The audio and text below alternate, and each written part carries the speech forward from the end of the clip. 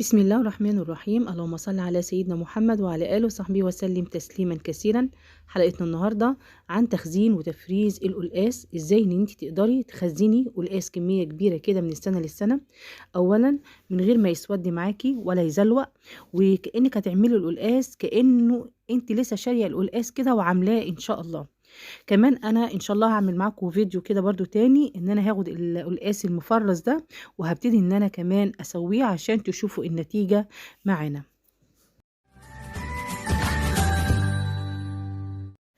اهم خطوه هيكون المكان اللي انت هتشتغل عليه يكون نظيف خالص، ما فيهوش اي ميه خالص، السكينه بتاعتك تكون ناشفه، والقلقاسه بتاعتك بردك تكون كده ناشفه. بتبتدي تمسكيها من الجزء اللي هو موجود فوق كده زي ما انت شايفه، وابتدي انزل بيه السكينه وتكون سكينه معاكي كده حاميه، وتبتدي كده تنزلي كده على طول من فوق لتحت.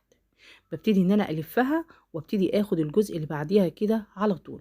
هنعمل كده في القلقاسه لحد ما نبتدي نقشرها. بيكون جنبك معاكي فوطه مطبخ نظيفه، لو لقيتي فيها اي بلبله او اي ميه بتبتدي تمسحي القلقاسه بتاعتك طبعا.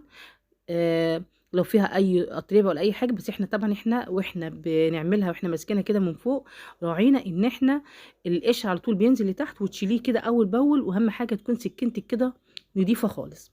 كده زي ما انتم شايفين القلقاس اهو احنا قشرناه وبقى معانا بالطريقه دي.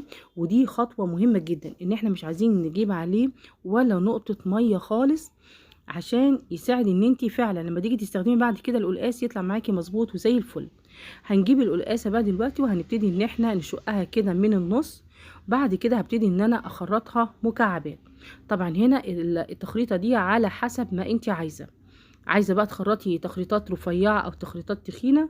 المهم ان انت تحاولي تخلي الاحجام كلها تكون قد بعضها كده متساويه.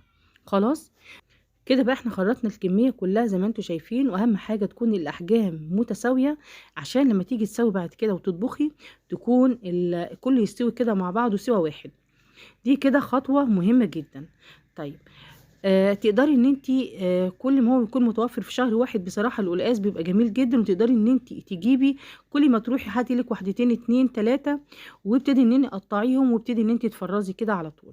هنبتدي بقى نحط هنا كده في قلب الاكياس، وبحط الكميه اللي هتعمل لي الطبخه بتاعتي. يعني مثلا انا دول شايفاهم ان هم يعملوا لي كيسين، خلاص انا هفرزهم كده على كيسين واخرج منهم الهواء، وابتدي اربط الكيس واحطه عندي في الفريزر. صدقيني لو قاعد معاكي فوق السنه ما بيجرالهوش حاجه خالص، وطالع على لونه وما يزلوقش معاكي ولا اي حاجه خالص. دي الطريقه الصحيحه فعلا اللي انت تقدري تعملي بيها تفريز وتخزين القلقاس. ولو قعد معاكي اكتر من السنه صدقيني بيطلع زي الفل. وان شاء الله باذن الله هطلع لكم كيس من الفريزر، وهبتدي ان انا كمان اسويه معاكم عشان تشوفوا كمان النتيجه.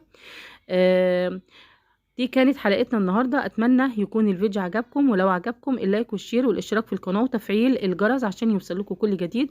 والسلام عليكم ورحمة الله وبركاته.